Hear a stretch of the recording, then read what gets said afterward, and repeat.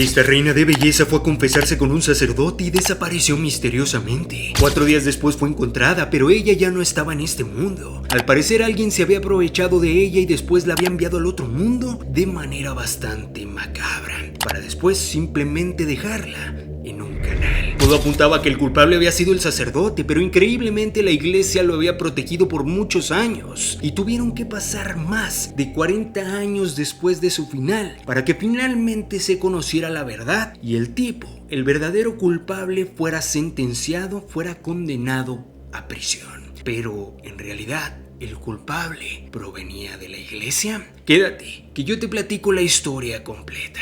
Era el 16 de abril de 1960. Irene Garza, de 25 años, se dirigía a misa en la iglesia del Sagrado Corazón, en la población de McAllen, en el estado de Texas, Estados Unidos. En esa ciudad había nacido y pasado toda su vida. Irene era una persona muy creyente, así que le parecía un día apropiado para confesarse luego de escuchar misa. Sorprendentemente, después de confesarse ocurriría el horror, pues desapareció después de su confesión al sacerdote, que estaba en turno. ¿Qué era lo que había pasado con esta chica?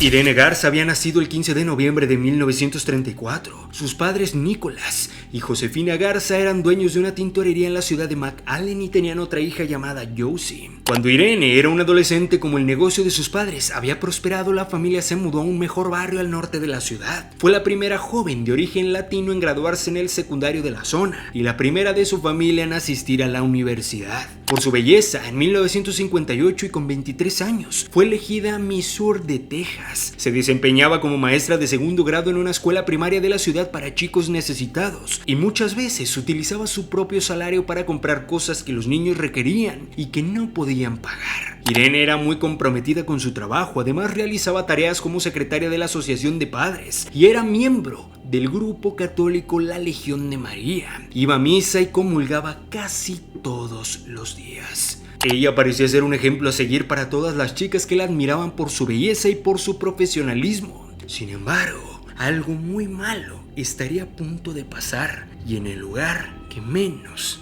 se imaginaría. Cuando el sábado de Semana Santa les dijo que iría a la misa vespertina de la iglesia del Sagrado Corazón y aprovecharía para confesarse, a ellos no les pareció nada raro. Llegó a la iglesia, donde fue vista por varios feligreses alrededor de las 7 de la tarde. Pero cuando cayó la noche e Irene no volvió a casa, sus padres pensaron que se había quedado en la iglesia para la vigilia pascual. Sin embargo, pasaron las horas y ella seguía sin llegar, por lo que la preocupación comenzó a intensificarse y decidieron ir a la comisaría para reportar la desaparición de su hija.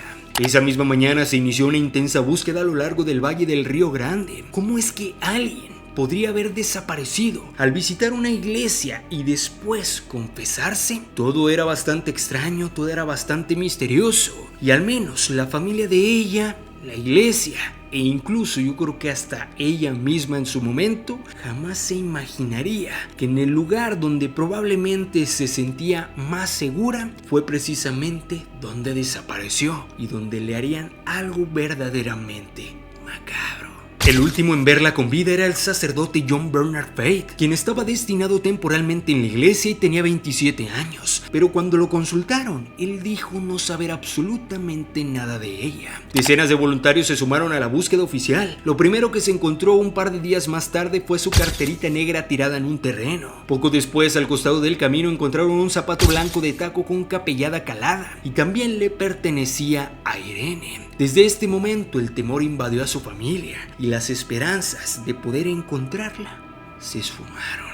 5 días después, todos los temores se confirmaron. El cuerpo de Irene fue encontrado en el cauce de un canal de irrigación por un hombre. Los detectives notaron enseguida que la blusa que llevaba Irene estaba desabrochada y que debajo de su falda faltaba su ropa interior. Entonces se llevó a cabo la autopsia y los resultados fueron contundentes. Irene había sido golpeada con un objeto afilado, se habían aprovechado de ella y después la habrían enviado al otro mundo al dejarla sin aire. Pero en este punto, todas las personas se preguntaban quién había cometido semejantes actos tan perturbadores. 2 semanas después, los investigadores limpiaron el canal y hallaron en el lecho del río, cerca de donde habían encontrado a Irene, un aparato verde. Era un visor de diapositivas. La policía pensó que podría estar conectado con el caso. Buscando la ayuda del público, le brindaron la foto a la prensa para que la publicara.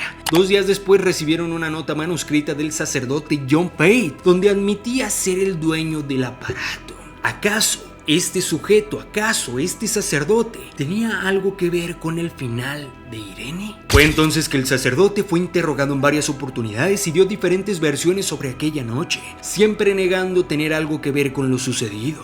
La primera vez dijo que ni siquiera la había confesado, luego cambió de idea y aceptó que sí lo había hecho, pero que no había sido en el confesionario. El padre, O'Brien, quien trabajaba en esa iglesia, sostuvo que había observado en John varias heridas y arañazos, luego de la noche en la que Irene desapareció. En las fotos policiales también se observaban esas líneas de líquido rojo en sus manos, pero cuando se lo hicieron notar, el joven cura aseguró que se los había hecho unos días atrás, cuando se había quedado fuera de la residencia y había tenido que entrar trepando el cerco y la pared para acceder hasta el segundo piso del edificio. Sin embargo, algunos se dieron cuenta que eso no explicaba del todo. A pesar de las dudas, los detectives dijeron no poder vincularlo con el caso de Irene. Para este punto, era claro que este sacerdote tenía algo que ver con lo sucedido con esta chica. Pero en aquellos tiempos nadie imaginaba, nadie sostenía que probablemente el culpable podría haber sido un sacerdote o alguien que proviniera de la iglesia. Sí, de cierta manera estaban protegiendo a su religión. Una completa locura. Pese a eso, semanas después las sospechas sobre él se intensificaron. Un estudiante de 20 años contactó a la policía y relató que un cura parecido a John la había atacado unos 20 días antes del final de Irene. María América Guerra era el nombre de esta chica. Ella dijo que el sacerdote la había sorprendido por la espalda en una iglesia cercana y le había tapado la boca con un pañuelo. Después el hombre logró tirarla al piso, pero ella la mordió tan fuerte que tuvo la oportunidad de escapar. Esto había ocurrido tan solo a 16 kilómetros de McAllen. Fue entonces que a María le pusieron delante de sus ojos una fila de fotos con diferentes hombres vestidos como sacerdote, y ella no dudó en señalarla de John Fate. Nadie esperaría que un sacerdote cometería estos actos verdaderamente perturbadores, pero estaban completamente equivocados. La policía entonces citó nuevamente a John Fate, quien negó los nuevos cargos. Igualmente procedieron a arrestarlo y para 1961 se llevó a cabo el juicio. El fiscal consideró que las pruebas contra él eran demasiado débiles para una condena y para evitar ser nuevamente juzgado. Por ello, en 1962, el acusado se consideró culpable de una pena menor, asalto agravado, y solamente lo multaron con $500. Pero jamás fue puesto tras las rejas. Sí, ya lo sé, familia. Yo también en este punto estoy que me come el coraje de saber que tenían todas las pruebas suficientes para que este tipo fuera a prisión, y por los paradigmas que tenían en aquellos tiempos, protegieron a la persona que había cometido estos actos tan perturbadores. Por eso es que les digo, familia, la religión no es mala, pero por favor no se fanaticen. No en todas las religiones, no en todas las misas, no todos los sacerdotes son buenos. No importa que sean cercanos a Dios, Jesucristo o lo que sea que ustedes crean, pero por favor no confíen en cualquier persona. Trátese de quien se trate. No importa si en este caso, por ejemplo, sea un sacerdote. Pues sí, también hay sacerdotes, también hay personas muy malas que parecen ir a misa, que parecen ser muy devotos o devotas, y por otro lado cometen actos verdaderamente aterradores. Debido a toda la controversia, la iglesia trasladó a John a un monasterio en Missouri y luego a un convento en el estado de Nuevo México, y sin obtener justicia por lo sucedido con Irene. En 1970 John dejó la iglesia, rehizo su vida en la ciudad de Phoenix, en Arizona, donde se casó, tuvo 3 hijos y nietos, pero trabajó siempre al amparo de la iglesia en distintas organizaciones de caridad. Por su lado, la familia de Irene batallaba en encontrar justicia, pues nadie quería escarbar demasiado en los temas de la iglesia y el poder. Sin embargo, el caso de Irene se enfrió sin remedio y los padres de Irene dejaron este mundo sin saber la verdad y sin saber quién era el culpable.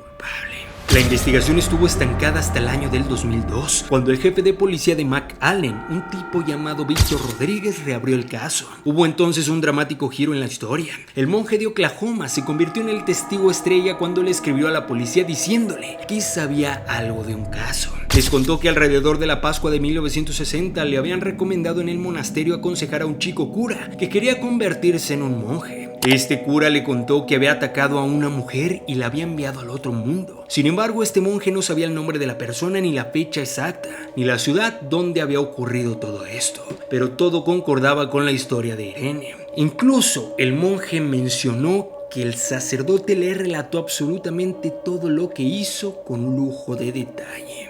Y para que sepas cómo fue que este monstruo actuó, ahora te lo platico. Luego de la confesión que hizo Irene en la rectoría, John, el sacerdote, la llevó por la fuerza al sótano. El lugar tenía paredes muy gruesas y era imposible que algo se escuchara desde afuera. La resistencia de Irene, los arañazos y sus gritos no sirvieron de nada. John entonces la ató, la amordazó y procedió a aprovecharse de ella y la dejó allí para seguir sus actividades. Luego de atender sus actividades religiosas, volvió y trasladó a Irene hasta la casa pastoral. Ahí la llevó al baño y la hizo meterse en la bañera. La dejó amordazada y se cree que le envolvió la cabeza en un plástico. Y esto fue lo que provocó que Irene dejara este mundo. Finalmente pasó entonces a deshacerse de toda la evidencia, tirándola en el canal, donde días después la encontraron. El monje dijo muy arrepentido que no lo denunció en su momento porque pensó que no era su misión y que solo debía aconsejarlo. Pero por si fuera poco, no era lo único que sabía sobre lo sucedido, pues también el padre Joseph O'Brien, quien había sido pastor de la iglesia del Sagrado Corazón y el que había observado las heridas en John, contó que él le había confesado ser culpable. Era inconcebible que la misma iglesia y los mismos sacerdotes que la integraban estaban protegiendo a este completo monstruo. Sin embargo, en 2004, por la presión del público, se llevó el caso a un gran jurado, pero no se citó a declarar en persona ni a John ni a los otros dos religiosos, por lo que el gran jurado dejó libre a John. Recién en el año del 2015, con un nuevo fiscal a cargo, la investigación obtuvo impulso. Y en febrero del 2016, John, con 83 años, fue arrestado en su casa de Scottsdale, Arizona, y extraditado al estado de Texas. El 7 de diciembre del 2017, con 85 años, John fue declarado culpable y condenado a cadena perpetua. Sin embargo, John estuvo preso poco más de 2 años y dejó este mundo en febrero del 2020, exactamente a los 87 años de edad. Yo no sé ustedes, familia, pero a pesar de que se obtuvo de cierta forma justicia, sin embargo, siento que te queda como un vacío, ¿me entienden? Si bien el sacerdote fue condenado, fue llevado a prisión, pues realmente para cuando sucedió todo esto, él ya había hecho toda su vida. Ya había tenido hijos, nietos e incluso yo creo que ya tenía bisnietos. Él prácticamente había vivido ya toda su vida sin ningún problema. Y eso en verdad a mí me deja un gran coraje, un gran enojo de saber que en su momento pudieron haberlo llevado a prisión para que cumpliera una cadena perpetua cuando apenas era un joven y que esto le impidiera recrear, que le impidiera desarrollar una familia. Yo no sé ustedes, pero a mí sí me queda un vacío grande, me queda un coraje y un enojo bastante enorme. Sin embargo, me gustaría saber qué es lo que tú crees, qué es lo que tú piensas acerca de este caso. Por favor, coméntalo aquí debajo. Y no olvides compartir este video con todos tus amigos, familiares y conocidos para que se enteren de lo que ocurre alrededor de todo el mundo. También te recuerdo que subo videos todos los días a las 7, 8 o 9 de la noche con casos e historias completamente nuevas que seguramente no conocías. También a las 10 de la mañana y a las 3 de la tarde les subo casos e historias que probablemente ya subí tiempo antes, pero que si tú eres nuevo o nueva en la página, seguramente no habías visto. Te invito a que me sigas en todas mis redes sociales que te dejo aquí en pantalla: Facebook, TikTok, Instagram y YouTube. También te invito a que me sigas en mi otra página de Facebook, se llama Soy Kevin Barranco, esta que estás viendo en pantalla. Y a la comunidad de TikTok también los invito a que me sigan en mi otra cuenta de TikTok, esta que estás viendo en pantalla, se llama Soy Kevin Barranco. Pues por allá voy a estar estrenando nuevos formatos que seguramente podrían interesarles. Ahora sí, sin más que decirles, familia, yo soy Kevin Barranco. Y recuerden, agudice tus sentidos, ponte en alerta, que el terror del mundo está siendo descubierto. Nos vemos muy pronto en otro video. Ahora sí, ¡vámonos!